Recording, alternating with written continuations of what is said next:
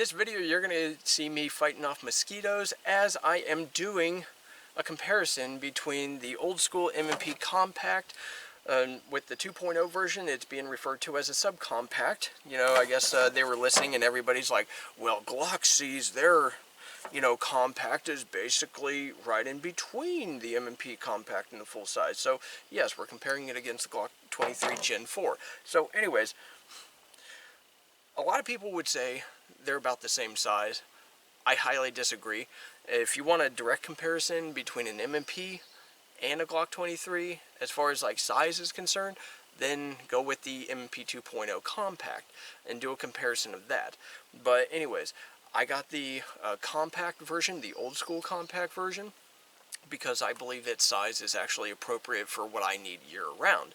So anyways, I can't year-round carry a Glock 23, and I'm just not built for that.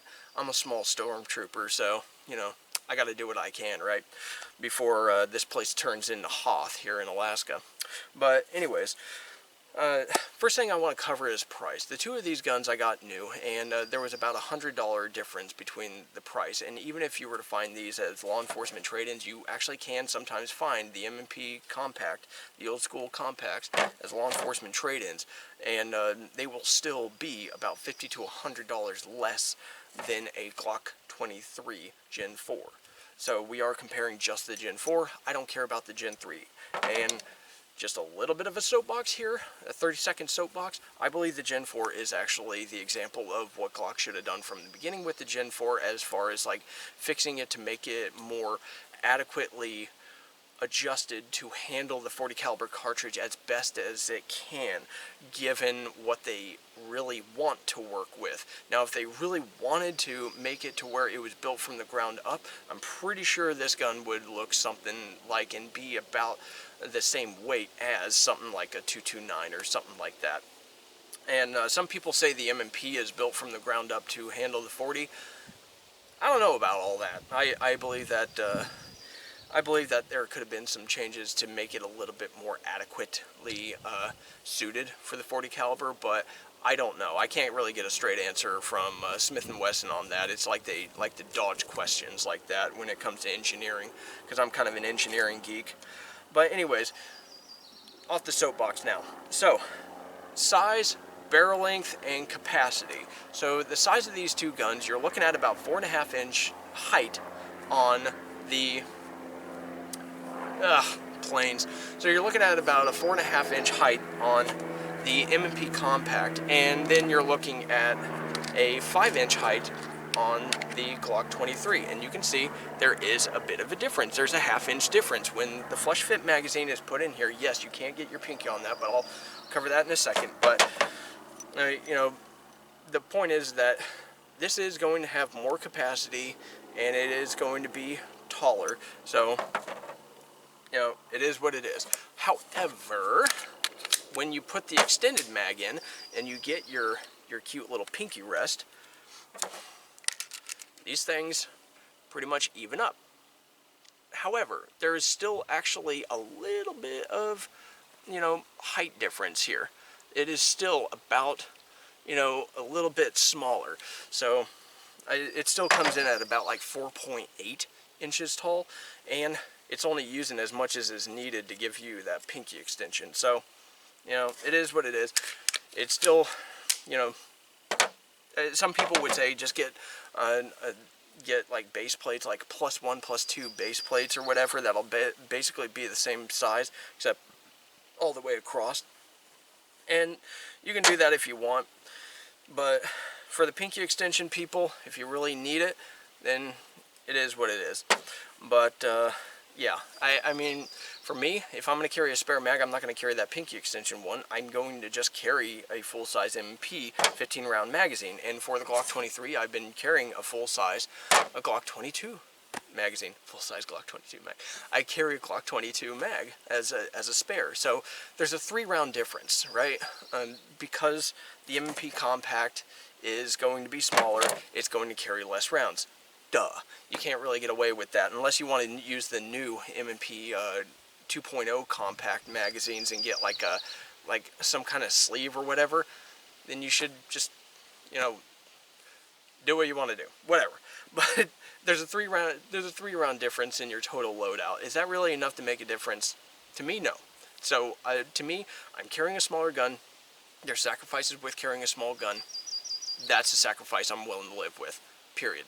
So the next thing is barrel length. So I already touched on capacity and stuff like that. So barrel length, 3.5 inches on the M&P with traditional lands and grooves, and then you've got a 4-inch polygonally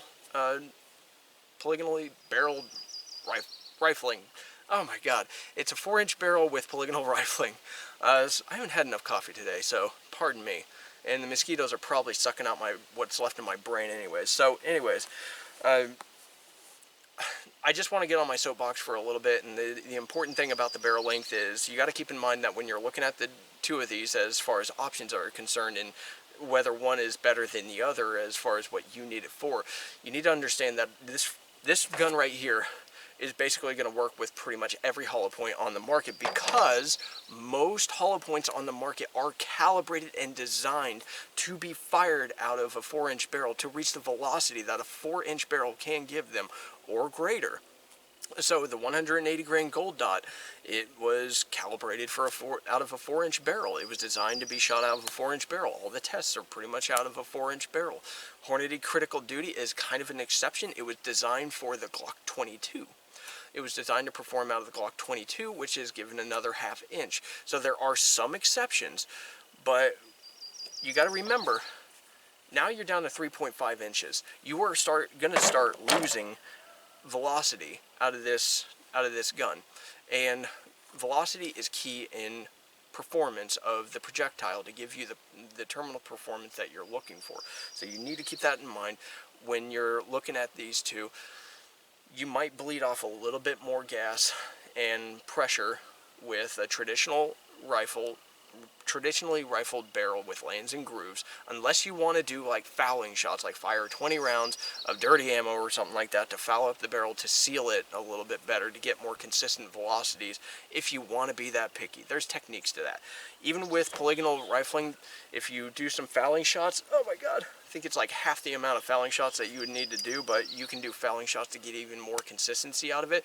That's really the biggest thing with polygonal rifling. It's not that it gives you more velocity, it just gives it more consistently. It allows a better seal. So anyways, that's my soapbox on the barrel length. I think that's absolutely important when we're talking about going from a 4-inch barrel to a little bit less. No matter what the gun is, you got to keep that in mind. That polygonal rifling doesn't mean you're going to get an increase in velocity making up for the shorter barrel. So even if it did have a polygonal rifling on the M&P, I would still say you need to be aware of your loss in velocity. So that is what it is.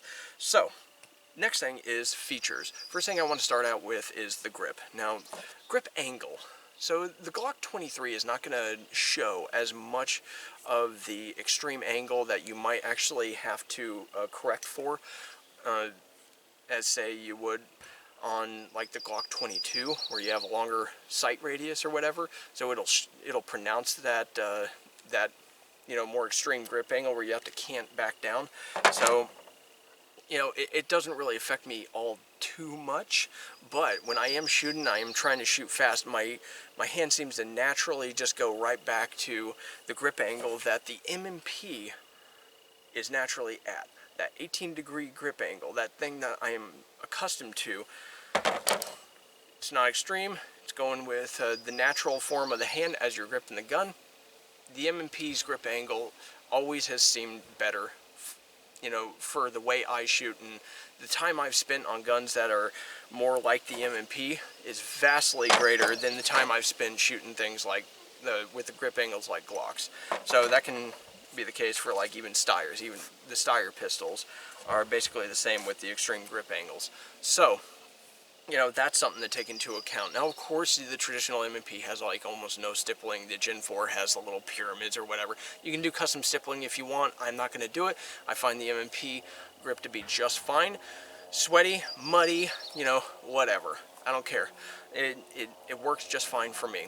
So the Gen4 works just fine for me. but I just find the M&P to actually be a little bit smoother. It doesn't eat up my hands. I already have calloused hands as it is, and they get punched enough as it is just with my practice routine. So the M&P pretty much wins that by being smooth, but giving me the grip that I need. And it also comes down to technique as well, as far as, are you actually gripping the gun all the way up, and are you actually gripping the gun with strength? A lot of people, like when they're getting a two-handed grip, I call this the cosmetic. Their support hand is just on here cosmetically, because you'll see them do this. That is a sign of poor grip. And you know, typically they don't lock it in, and so, you know, you basically lose your ability to control the firearm as best you can. And you're not really going to fix that by having a Glock.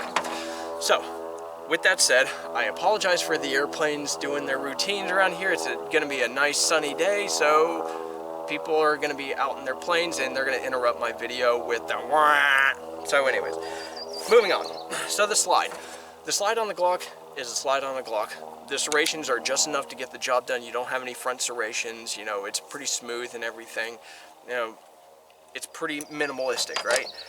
The M&P, it's got these fish scale serrations, which I think are the bee's knees as far as like being able to grab the slide and actually manipulate it. I just feel that it's a lot better. And it seems to be a fatter slide. I don't know if it is necessarily that it is fatter enough to basically make a big difference. I haven't sat there and measured it, and I'm kind of skeptical of some people's measurements, but I mean, there is a difference as far as like the actual width of it, of the slide itself, but I don't really think that it's enough of a difference to actually make a difference as far as like how you're printing and stuff. But I just feel that, you know, this fatty here, I guess it is a fatty, you know, I just feel like I'm able to get a better grip on it, and these fish scale serrations work good for me. So, you know, stepping away from the minimalistic, you know, approach. Now the 2.0 subcompact will have some little serrations right here at the rises at the bottom of the slide to help you do your little press checks, your press jerks. Yeah, but that's not really a concern of mine. So when you're looking at weight, you know, loaded weight of the Glock versus the M&P does actually still feel heavier, and they are using a little bit more metal in there, and you know, it is what it is. I don't see that as a problem. I've carried a lot heavier guns for a lot longer than I've carried these two. So, you know, I don't see what the issue is. If you're not wearing a holster and you're just carrying them in your saggy pants, then yeah, you might notice a difference because your pants might fall down sooner. But, you know, if you're wearing a holster, how are you even noticing a difference? So anyways, next thing is sights and the sight radius. Obviously, when you're going down in slide size, you're going to lose some sight radius. As you can see here, there is a little bit of a difference. Is it enough to actually really make a difference? I don't think it's really all that much of a difference. Now the slide length is not all that much. I have the Proctor fiber optics on here, so it's just a little bit more back to give you that length for a fiber optic. And yeah, I installed them myself. Pretty easy. But anyways, the stock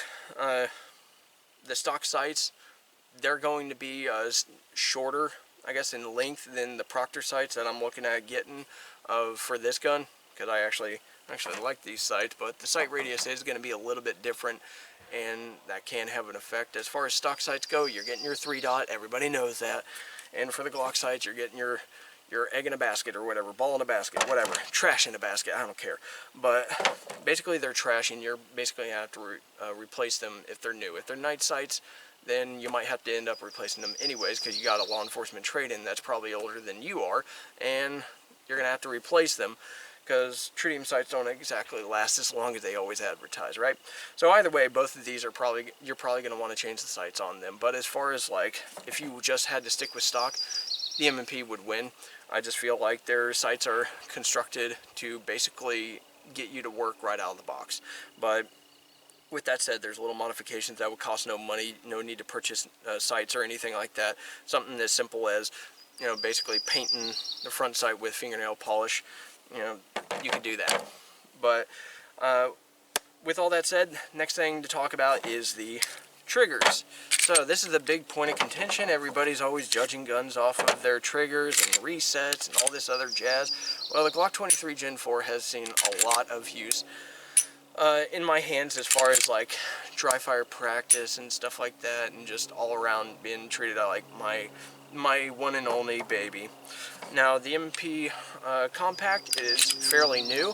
However, I have been, you know, working with this, and in a shorter amount of time, it feels like this is a lot smoother. One thing that really attracted me to the M&P is the trigger. How it's swooped.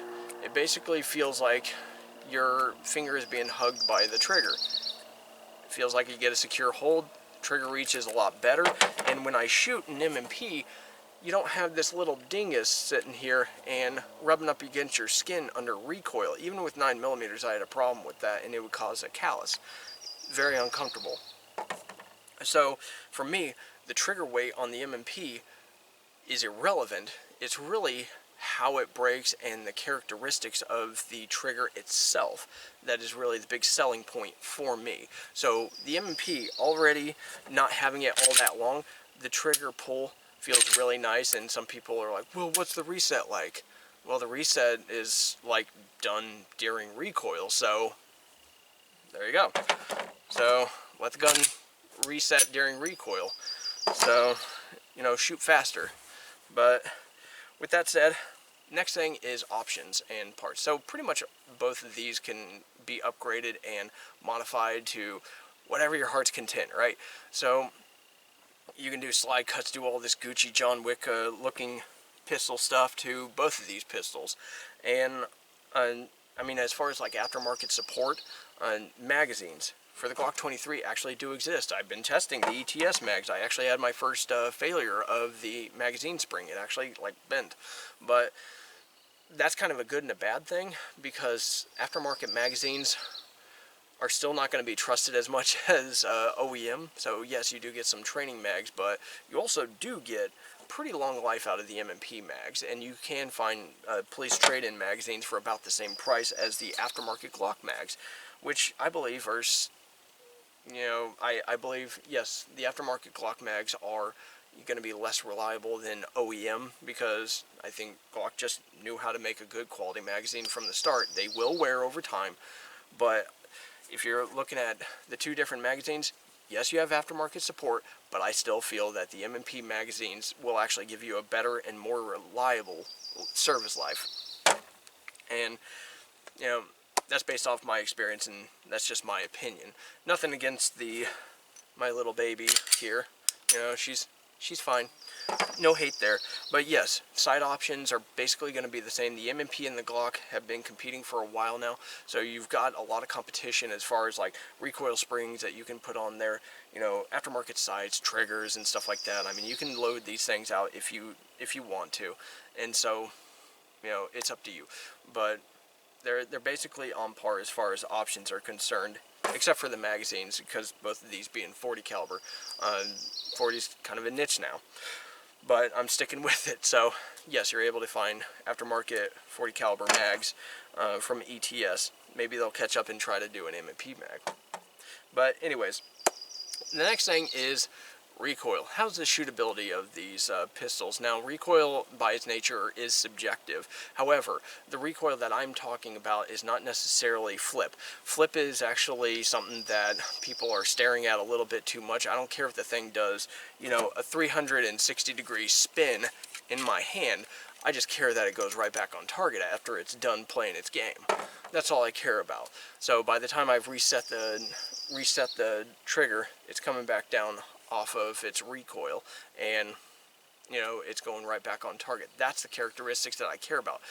Yes, flip can be important if it's basically staying off target, and that's something the Glock 23 will do if you're not holding it with, you know, good strength, as it were, depending on the loads that you're shooting, of course. But the M&P, I don't know, I haven't shot it all that much to sit there and evaluate it. It was more of just 100 rounds of just checking out how it feels. Felt recoil, which is the shock that you're getting from the slide hitting the frame. So as far as felt recoil, you know, I guess I'm just going to have to shoot these side to side and actually give you a little bit of feedback. So let's go ahead and get to that. First is the Glock 23 Gen 4 with my new Frank Proctor fiber optic.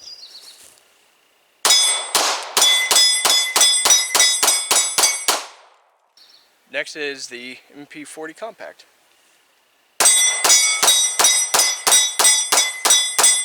M&P40 Compact actually shoots a little bit easier, less felt recoil, but I was having a light grip on both of them. But you know, I just feel like I'm able to acquire the sights a little bit better with those fiber optics. Obviously, that's just something that you're going to be able to do with fiber optics, right? So yeah, I'm definitely looking at upgrading these, but felt recoil, definitely better on this gun. I don't know what to tell you. The M&P Compact has less felt recoil and it seemed like flip than the Glock 23 Gen 4. It has a longer barrel, but it is lighter. Maybe that actually has something to do with it. I don't know, and at this point, I don't really care. The reason why I was okay with going to something that's a little bit smaller is, number one, I wanted something that was a little bit smaller, and number two, M&Ps, just for me, in my experience, they've always had less recoil than a Glock. Maybe it's just that added weight, I don't really care, but they've always just shot a little better for me. For me, with how bright it is, these white dots are kind of washing out, so I had to take my time and make sure I'm actually hitting my target, because I don't like missing. So, yeah, that is what it is, but yeah, I was kind of spraying the target a little bit, just trying to shoot as fast as I could hit accurately, but it is a little tougher to pick up these sights, especially in the middle of the day with basically a target that's already been splashed a bit. So yeah, I mean, you know, this gun is fine. I can control it pretty well, but I can still control the M&P Compact just as well, and I would be able to shoot a little bit faster. The more time I spend on this, the more time that I'll be able to get acquainted with it and be able to shoot it faster. Plus getting some sights on this, kind of like these sweet Frank Proctor sights. It was like shooting it with a red dot on there. It was actually pretty sweet. But yeah, it is what it is. But that is my subjective view of the difference between the two of these. Felt recoil, the M&P Compact wins, and as the round count goes up on the M&P Compact, I imagine the recoil is going to go down as the spring gets broken in. Got to keep in mind this thing's only seen about 100 rounds plus whatever I shot during the video. Not very much, not even enough to justify, you know, making a decision really. So another 500 rounds or so, the spring should be broken in and give me a consistent recoil impulse that I can actually judge adequately. But just out of the box, it recoils a lot less than something that's been broken in and has about 4,000 rounds on it now. So with that said, I do trust both of them. My Glock 23 had some issues at first, but it's doing really well now. And you know, I think that they're both good. You can find parts easily, like on Midwest Gunworks and stuff like that. You can find replacement parts, recoil springs. The difference is the customer service. Smith & Wesson, for me, has always been excellent about just sending me parts. It's like, oh, my recoil spring is feeling weak. Okay, here's a new one. Oh, my extractor spring is a little bit weak. Okay, here's one. That was my experience with Smith & Wesson when I had my M&Ps. Glocks, pretty much have to fend for yourself, but the parts are not that expensive, but you just got to find it. Now, during times like these, like during the COVID-19, everybody's panicking and buying up everything, so you might have to wait a little bit, put your email in for some parts, order it online, maybe have your gun store order it if you want to support them, whatever you need to do. Pretty inexpensive to keep a Glock running though. But once this slide craps out, you're gonna have to get a new slide. Still may only cost you a couple $100, or maybe at that point you want to move on to something else, but that's still something that you have to worry about for the M&P. So you maintain them both, they'll give you a long service life, basically, period. So with all that said, I appreciate you guys watching and sitting through this 20-minute video. I apologize for that, but you know, I had to get my say in. So with all that said, I appreciate you guys watching, and you guys have a good one.